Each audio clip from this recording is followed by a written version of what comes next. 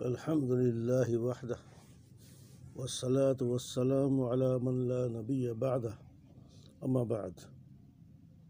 ہم لوگ حدیث قدسیہ کی یہ 19ویں حدیث پڑھنے جا رہے ہیں۔ حضرت ابو ہریرہ رضی اللہ تعالی عنہ سے روایت ہے، وہ نبی کریم صلی اللہ علیہ وسلم روایت فرماتے ہیں، فرمایا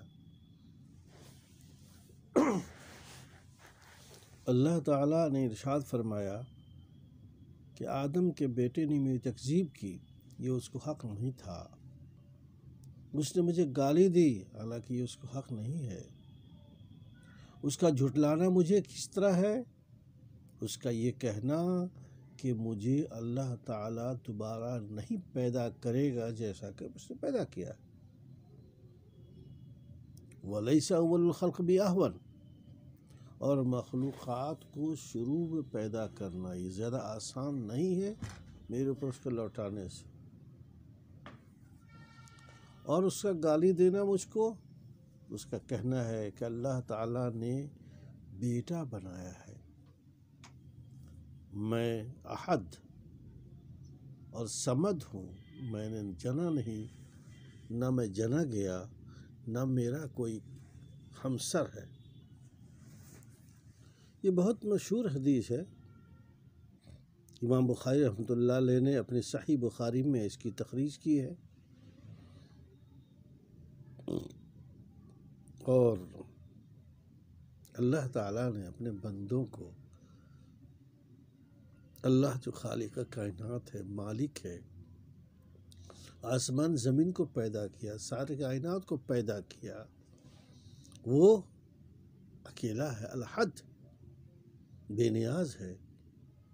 اتنی بڑی قدرت کا مالک ہے کہ بندہ اس کو تصور نہیں کر سکتا ہے، لیکن انسان اپنی جہالت کی بنیاد پر کیا کہتا ہے کہ اللہ تعالیٰ ہمیں پیدا نہیں کرتا۔ دیکھیں، دو عقیدہ ہے، ایک معاد کا عقیدہ ہے اور ایک اللہ رب العالمین کی توحید کا عقیدہ ہے۔ انسان ایک مومن کا عقیدہ یہ ہے کہ مرنے کے بعد ہم دوبارہ زندہ کیے جائیں گے اور نیک اعمال کا صلہ ملے گا اور برے اعمال کا بدلہ ملے گا۔ قرآن کریم کی مکی صورتوں میں عام طور پر یہ بحث خوب تفصیل سے کی گئی، اللہ تعالیٰ نے خوب جواب دیا ہے۔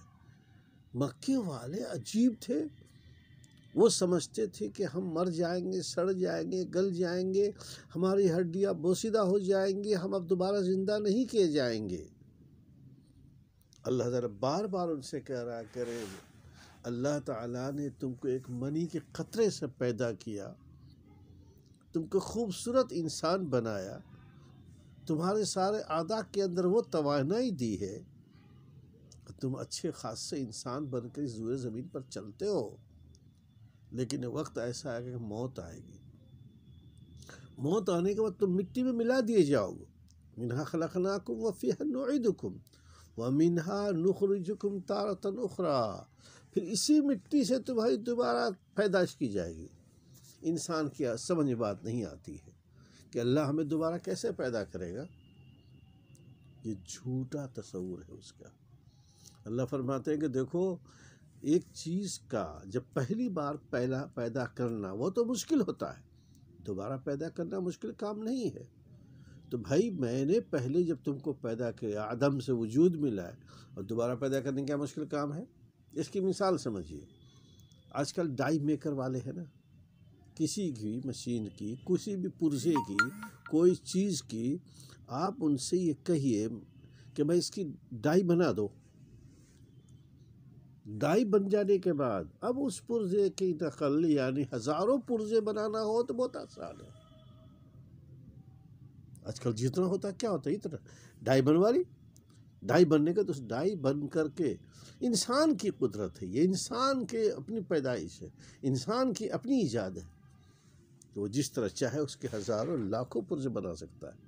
یہ بڑے بڑے مشینوں میں، کارخانوں میں کیا ہوتا ہے، ایک بنایا، اس کے بعد سے پھر اس کی نقل ہزاروں لاکھوں کے ساتھ ہو جائے۔ اللہ تعالیٰ یہی فرمانا چاہتے ہیں کہ جب ایک بار تم کو پیدا کر دیا وہ مشکل نہیں تھا، میرے پر دوبارہ ادا کرنا اور دوبارہ لوٹانا اور دوبارہ زندہ کرنا مشکل کام ہے، اس کو کیوں مشکل سمجھ رہے ہو تم لوگ؟ اللہ نے جواب دیا ہے، دیکھو بیوقوفو، ابے انسان کے بندو، آدم کے بچوں، تم اس بارے میں یہ غلط فہمی مت سوچو، اللہ کی قدرت بہت کامل ہے، اس نے عدم سے تم کو وجود میں لایا ہے، تم کو پیدائش کی اور تم کو جو ہے زندگی دی، اور جب مر جاؤ گے تو مرنے کے بعد دوبارہ زندہ کرنا آسان ہے، اس کو مشکل مت سمجھو، اور جب زندہ کرے گا فَمَن يَعْمَلْ مِثْقَالَ ذَرَّةٍ خَيْرًا يَرَهُ وَمَن يَعْمَلْ مِثْقَالَ ذَرَّةٍ شَرًّا يَرَهُ، اس کو اسی حساب سے بدلہ ملے گا۔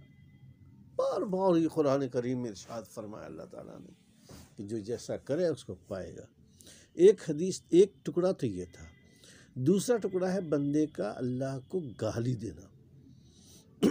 اللہ کو گالی دیتا ہے کہ اللہ کا بیٹا، عیسیٰ علیہ السلام اللہ کے بیٹے ہیں، مریم اللہ کی بیٹی ہے، بیوی ہے، عزیر، یہودی کہتے ہیں عزیر اللہ کے بیٹے ہیں۔ ارے ارے کتنی بڑی غلطی کرتے ہو، کتنی بڑی گستاخی کرتے ہو، کتنی بڑی شان میں یہ غلط بیان ہے آپ صلی اللہ رب العالمین کے لیے کہ تم اللہ کو کہہ رہے ہو کہ اللہ کا بیٹا ہے۔ اللہ قادر مطلق ہے۔ ایک بات سنو، بیٹا کا مطلب جانتے ہو کیا ہے؟ ایک مرد ہے جس کو بیوی سے محبت ہوگی، بیوی کی خواہش ہوگی، شہوانیت ابھرے گی، بیوی سے ملے گا، ملنے کے بعد پھر اس کے حمل ٹھہرے گا، وہ 9 مہینے پیٹ میں حمل بچے کو رکھے گی، 9 مہینے ولادت ہوگی، گندگی بھی ہوتی ہے، سب کچھ ہوتا ہے، مرد کا کمزور ہونا، عورت کا کمزور ہونا، انسانی خواہشات کا محتاج ہونا، اللہ معاذ اللہ معاذ اللہ، اللہ رب العالمین کی ذات بابرکت ان سب چیزوں سے بری ہے۔ اس لیے اللہ نہ جنا ہے نہ جنا گیا، نہ جنتا ہے نہ وہ جنا گیا۔ جب اللہ تعالیٰ میں یہ وصف ہے ہی نہیں، سرے سے منع کر دیا، لم یلد ولم یولد، صاف منع کر دیا اللہ رب العالمین نے، تو اب یہ سمجھنا کہ اللہ تعالیٰ کا کوئی بیٹا ہوگا، کوئی بیوی ہوگی، جیسے ہندو مذہب کے اندر بہت ساری چیزوں میں بہت ساری کہانیاں ہیں بھگوان کی۔ اللہ محفوظ رکھے، اللہ محفوظ رکھے، اللہ رب العالمین تو بھائی اللہ تو بے نیاز ہے۔ لم یلد ولم یولد، اور پھر ولم یکن لہ کفوا احد۔ صحیح بات تو یہ ہے، اللہ نے حدیث پاک میں فرمایا کہ انا الاحد الصمد، جو قرآن کریم میں ہے، قل هو اللہ احد اللہ الصمد، وہی اسی کے بالکل تشریح ہے یہ، انا الاحد الصمد، میں اکیلا ہوں، میں اکیلا ہوں، اور صمد بے نیاز، اللہ کسی کا محتاج ہے، دنیا والے اس کے محتاج ہیں، اور اس کا میرا کوئی ہمسر برابر کوئی بھی نہیں ہے۔ اللہ رب العالمین نے یہ اپنے بندوں کو سکھلایا، بتایا، اور اس کا طریقہ بتلایا ہے۔ اگر بندے جہالت کی وجہ سے اس طریقے کی گستاخی کرتے ہیں تو اس کا اللہ رب العالمین اصلاح فرمائی ہے کہ اللہ کو تم برا بھلا مت کہو۔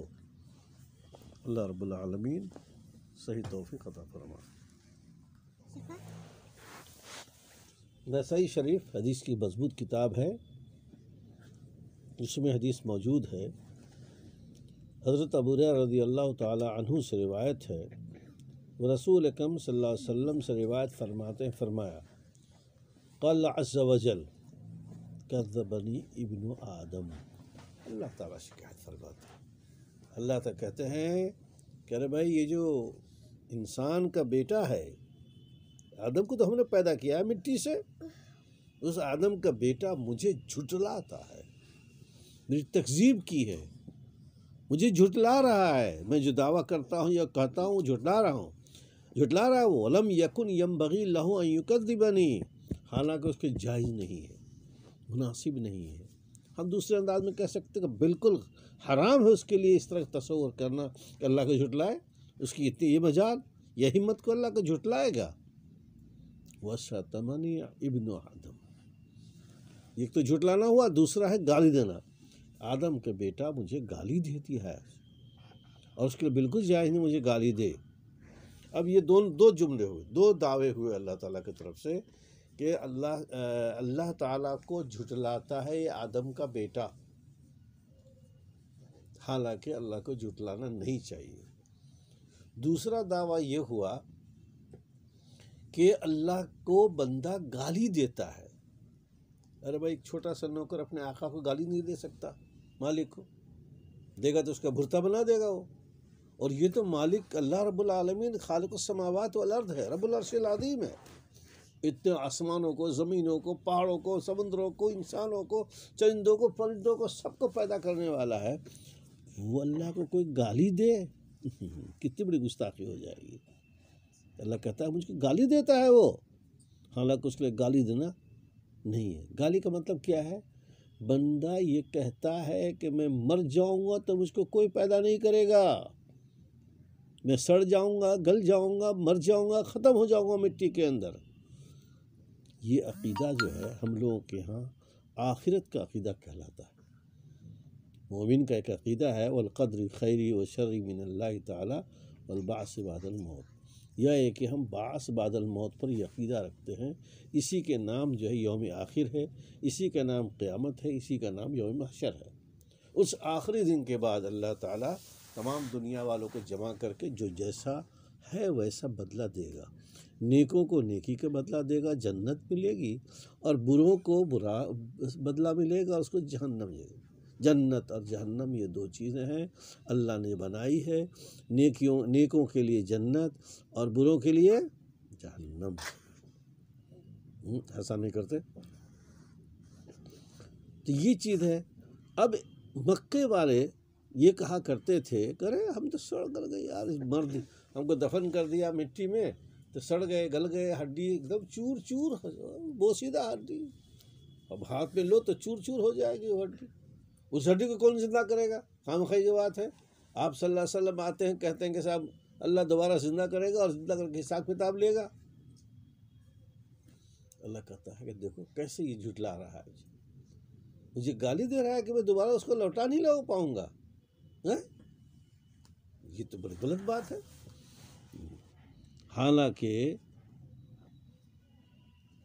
حالانکہ دوبارہ لوٹانا آسان ہے۔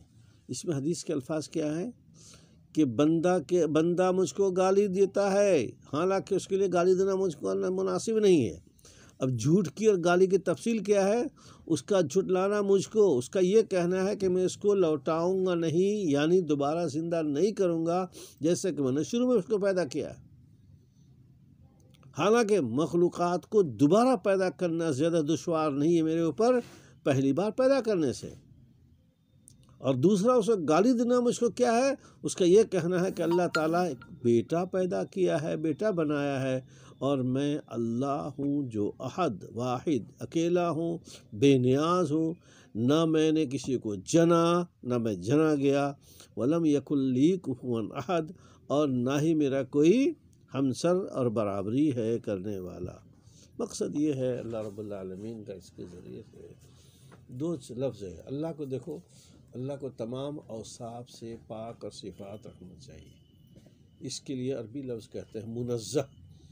اللہ کی ذات تمام عیب، تمام برائی، تمام کمیوں، تمام خرابیوں سب سے پاک، صاف اور بے عیب ہے۔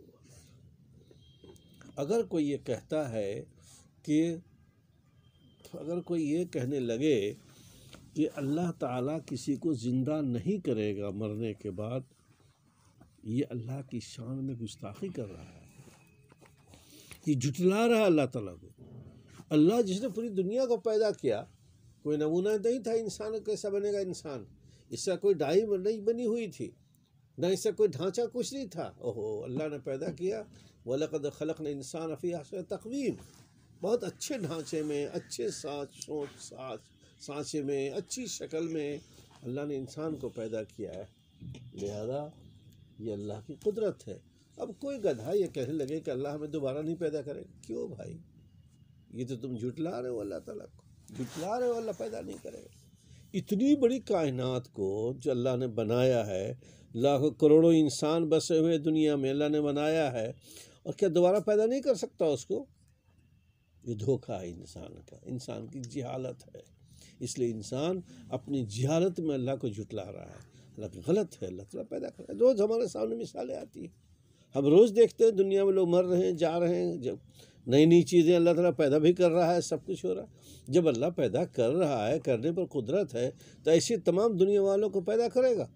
قیامت کے روز سب دنیا والے جاگ جائیں گے اور اٹھائے جائیں گے، زندہ کیے جائیں گے، اور زندہ کرنے کے بعد پھر ان کو پھر حساب کتاب لیا جائے گا، اور نیکوں کو نیکی اور بروں کو برائی ملے گی۔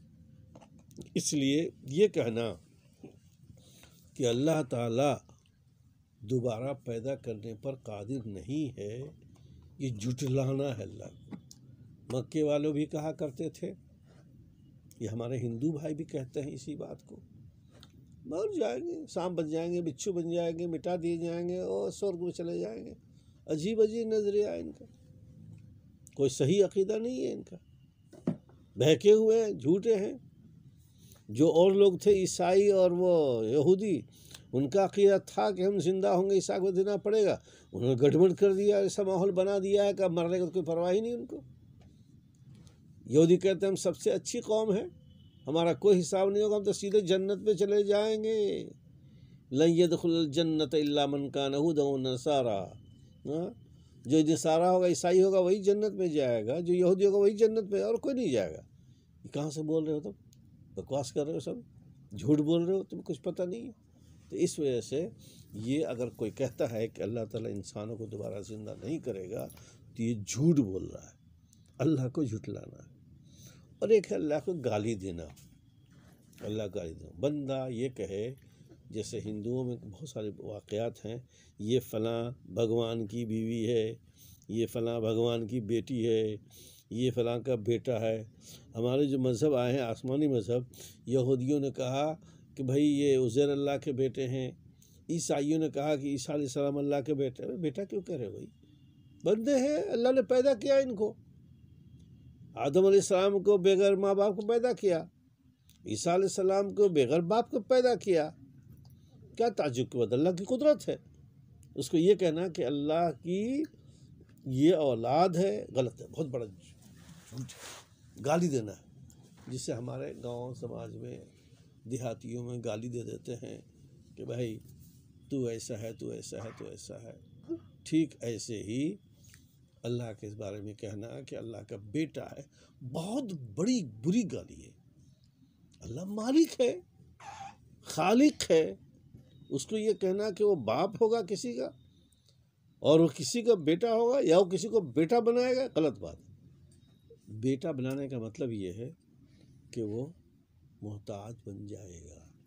انسان بیوی کا محتاج ہوتا ہے، پہلے کھاتا ہے، پیتا ہے، صحت بناتا ہے، پھر بیوی کا محتاج ہوتا ہے، بیوی سے ملتا ہے، پھر پیٹ میں بچہ ٹھہرتا ہے، 9 مہینہ بچہ رہتا ہے، بچہ پیدا ہوتا ہے، اور بہت کچھ پریشانیاں ہیں جو آتی ہیں، تب جا کے اگر کوئی کہ اللہ کے لیے بیٹا ہے تو کیا مطلب ہوا؟ اللہ تعالیٰ بیوی کا محتاج ہے۔ انسان اپنے بیٹے کا محتاج ہوتا ہے کہ میرا سہارا بنے گا، میرا مددگار بنے گا، بڑھاپے میں میرے لیے عزت اور سہارے کا سبب بنے گا۔ کچھ نہیں، اللہ تعالیٰ کا ایسا تو ہے نہیں محتاج کہ ہم اللہ کے لیے کہیں کہ اللہ کوئی بیٹا ہے، نبی بیٹا ہے، فلاں، سب جھوٹا ہے۔ اس لیے اللہ تعالیٰ کو گالی دینا ہوا۔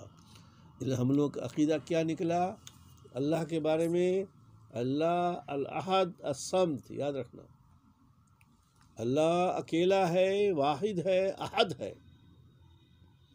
صمد کا مطلب ہوا بے نیاز ہے، اس کی اردو میں کوئی تعبیر نہیں ہے، یعنی اللہ کے طرف سب لوگ محتاج ہیں، اللہ کسی کا محتاج نہ ہے، اس کو کہتے ہیں صمد۔ اللہ کے طرف تمام لوگ محتاج ہوں، ہر چیز کی ضرورت، اے اللہ ہمارا کھانا کام کر دے، اے اللہ ہمارا فلاں کام کر دے، اے اللہ ہماری مدد کر دے، اے اللہ ہمیں بچہ دے دے، اے اللہ ہماری مصیبت دور کر دے، اے اللہ ہماری پریشانی کو دور کر دے۔ ہر مخلوق ہر یہاں کے سب اللہ کے محتاج ہیں، اللہ کسی کا محتاج، اس کو کہتے ہیں صمد، نرادھار۔